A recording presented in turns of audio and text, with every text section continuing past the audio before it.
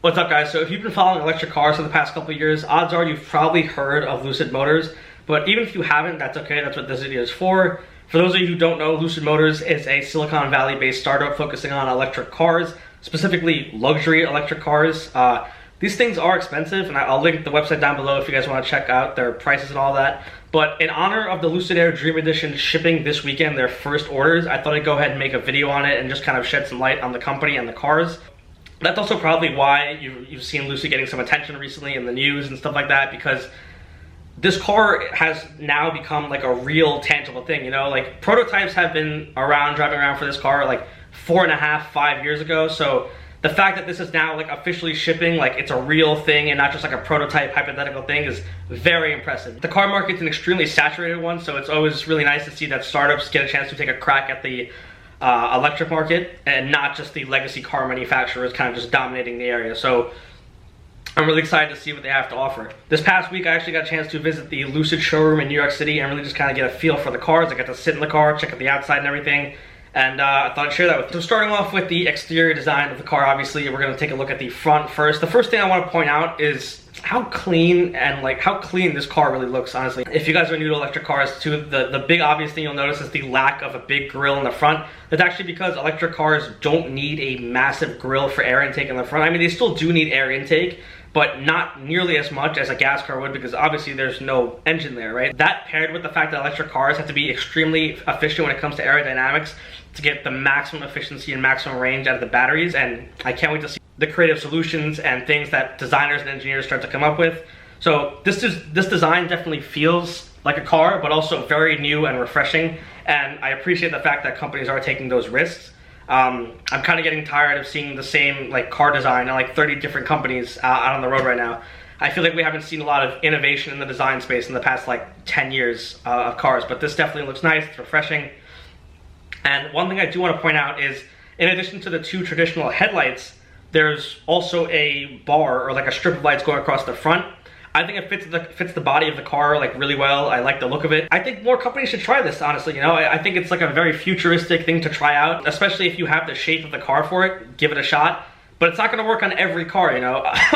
Tesla Cybertruck, you know, it looks good here, but it's not for everyone. I do want to direct your attention as well to the Lidar and radar sensors on the front of the car. This is going to be used for autonomous driving as well as, you know, auto braking, all that good stuff. I'm going to put a list of everything they plan on doing with that in the front here. One thing I do want to mention though is that obviously the other company that is trying to work on autopilot and auto driving is Tesla. That's pretty what they're known for as well. But they don't actually use Lidar sensors in their cars at the moment. I don't know if that's a plan that they plan on doing in the future, but as of right now they don't. And Elon Musk also said in a tweet that they plan on getting rid of radar sensors in their cars as well and just using cameras. I'm not really sure why or like what the reason behind that is, if it's costs or maybe they think the cameras work better. But now we have two companies trying to essentially solve the same problem of autopilot with two semi-different approaches. You know, one company's kind of leading into the sensors and the cameras, and one is just leading fully into the use of cameras. I'm curious to see if that has any like effects on the quality of autopilot, or it opens up the door for different things. I don't know. We'll have to wait and see. And by the way, for those of you guys who don't know what Lidar is, I'll link some videos down below. Basically just know that it's like a type of sensor, like a sensor array that works really well for AR and VR, kind of like real world mapping. It's been around for a while, but like now it's getting incorporated into more like tech products. Even like the iPhones have a Lidar sensor now for like AR and stuff like that. So it's kind of cool to see that it's being incorporated into like even cars now for autopilot. And of course I cannot talk about the front of the car without mentioning the front trunk. This thing was huge. I'm not even kidding. Lucid's actually claiming that this is the biggest frunk of any EV. I'm not sure if that is including the electric pickup trucks like the Rivian and the Ford F-150. I'm not even sure if those are like bigger in terms of just like sheer volume. If someone wants to like verify for me or like check in the comments below, please let me know. But regardless, this thing was massive, you know, and there was even a well in the front of the trunk where, if you see in the video here, there's like two like medium-sized duffel bags with room for more. That was one of the most impressive things about this car to me, just how big the space was and the amount of cargo space it had. And you know, I'll talk about more of that, about like the trunk and the other compartments, stuff like that in a second. But anyways, guys, the front was very impressive, and I actually really was blown away with how big it was. You could definitely run groceries and errands with like that, no problem. It's probably like triple the size of the Model 3 trunk that I have. And even, I don't know about triple the size, but it's still probably bigger than the Model S one as well. And I like that. Okay, moving on to the side of the car. I just want to, nothing really too crazy going on here, but I do want to point out, obviously, the flush door handles. Most electric cars are doing this as a result of, aerodynamic purposes to get the maximum efficiency.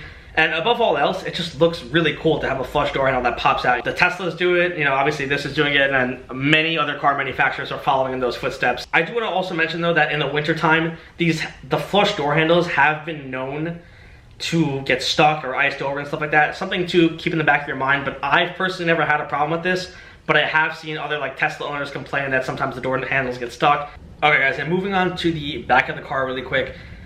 Now, nothing crazy going on here, but I do appreciate the design. I think it flows very well from the front of the car to the back of the car, and in my opinion at least, I feel like a lot of car manufacturers, even the legacy car manufacturers, sometimes will have a hard time of transitioning from the front of the car design to the back of the car design. It doesn't flow as well, if that makes sense. But I don't really seem to have that problem here. I think it works very well. And if you notice, a lot of the features from the front carry over to the back, where they also have that bar or strip of light as well as the tail lights. Again, I think that's very futuristic, very modern, and I appreciate that, and it fits the shape of the car very well in this case.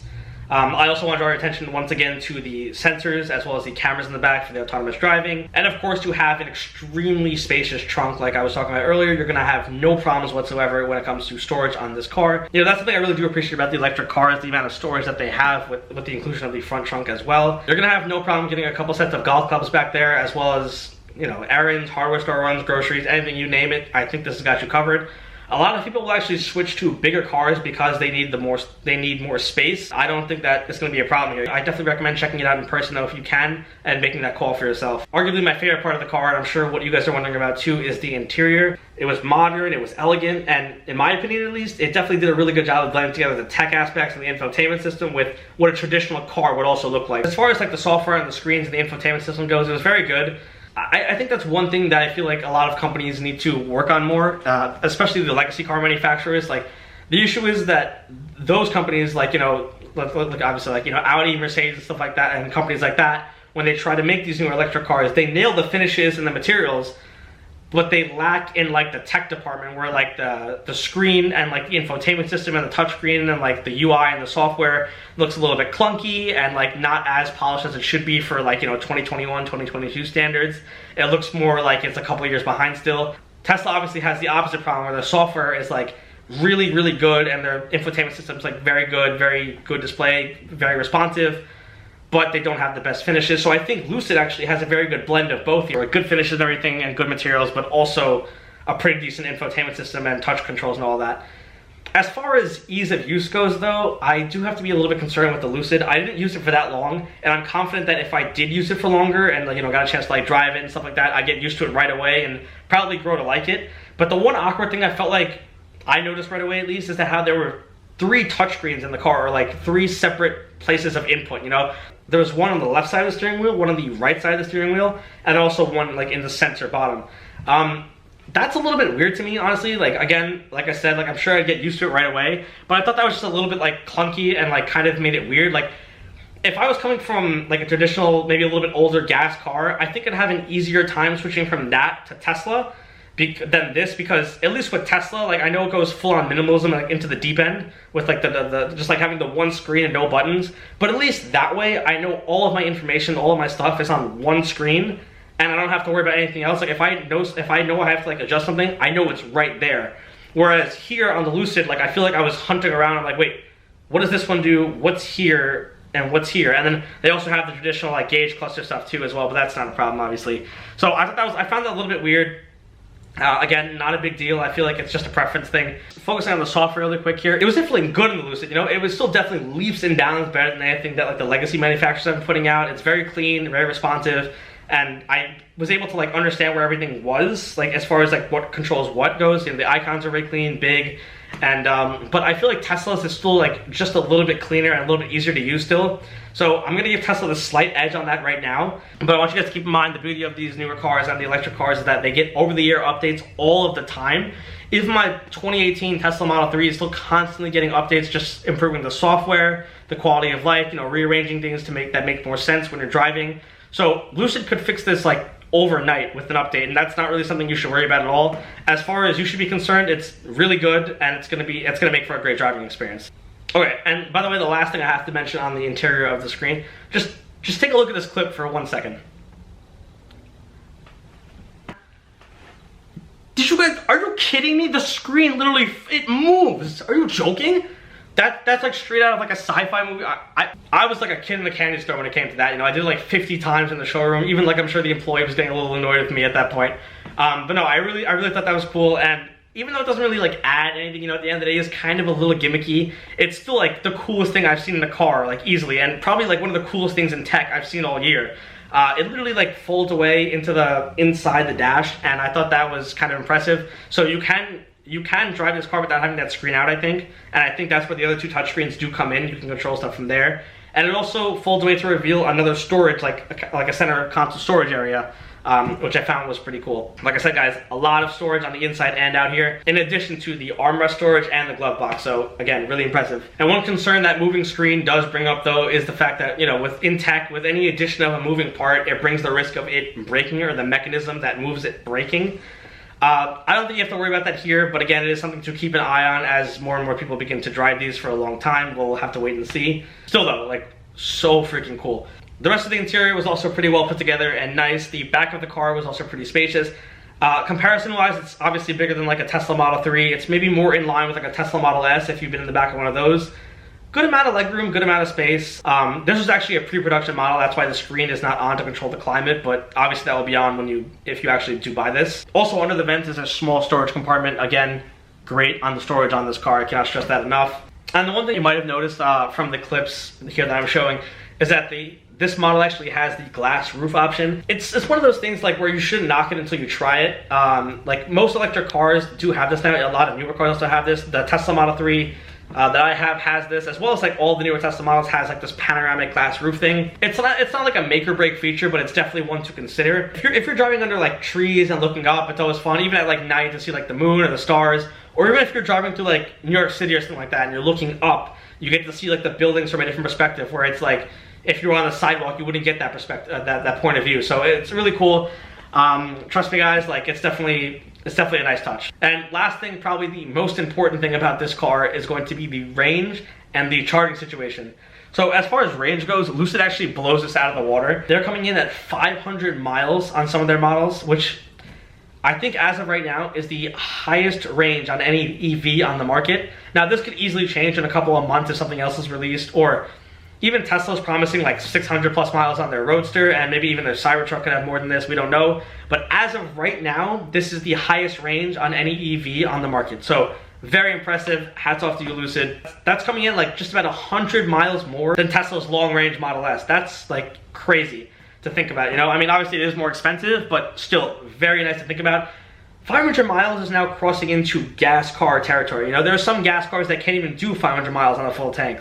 Obviously, one of the biggest notions surrounding electric cars is range anxiety. I think this is going to ease a lot of people when they find out this car can go 500 miles on a single charge. As far as charging goes, Lucid is actually planning using the Electrify America network. It's good, you know what I mean? Like, it's getting there. It's definitely, they're adding new chargers like constantly. Like, it's definitely getting there, but it's not quite as good as Tesla's supercharging network just yet. If you are someone that has to travel on road trips like very frequently, like very long ranges, obviously if you get like 500 mile model, there's like, you know, that'll help. But if you are someone that has to like constantly road trip, I would definitely recommend like pre-looking up the routes and seeing the chargers on those routes before you jump into like buying any of these cars or anything like that. And again, I'm gonna make a separate video explaining like, you know, the whole discussion between gas and switching to electric. That's a whole separate video topic for today. If you are able to, I'm gonna highly recommend that you get a home charger. That makes it so that you can essentially just plug in the car like once a week. You treat it essentially like you would a cell phone, where it's like you plug it in at night and wake up with a full battery, right? That's what I do with my Model 3. You know, I plug it in like once a week and then I just wake up to a full battery. And it's underrated to not have to go to like a gas station or a charging station and have to wait there. You don't have to actually leave the house to get a full tank, if you would. And honestly, for me, that might be a make or break, but again, I'll get into all of that in like a separate video. And also, like, one other subtle thing I do want to point out about the car is that Lucid actually decided to put the charging ports in the front of the car rather than like the rear, like Tesla did. It makes more sense to put it in the front of the car instead of the back of the car, because unlike a gas station, to charge, you're actually pulling into individual spots, like individual parking spots.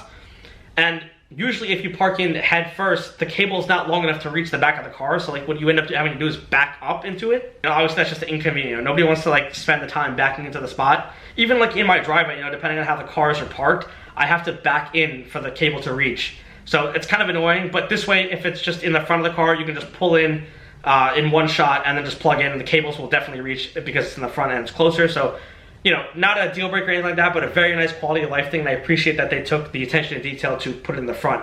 No, but that's about it, guys. Let me know what you guys think, honestly, of the Lucids. I want to congratulate the team, obviously, because they're doing really good work. I'm very curious to see how this progresses over the next couple of months. Be sure to subscribe for more, and be sure to look out for that electric car video coming out. I also want you guys to download Entropy. Link is in bio to download, as well as check out its website. But yeah, I'll catch you guys in the next one. Take care.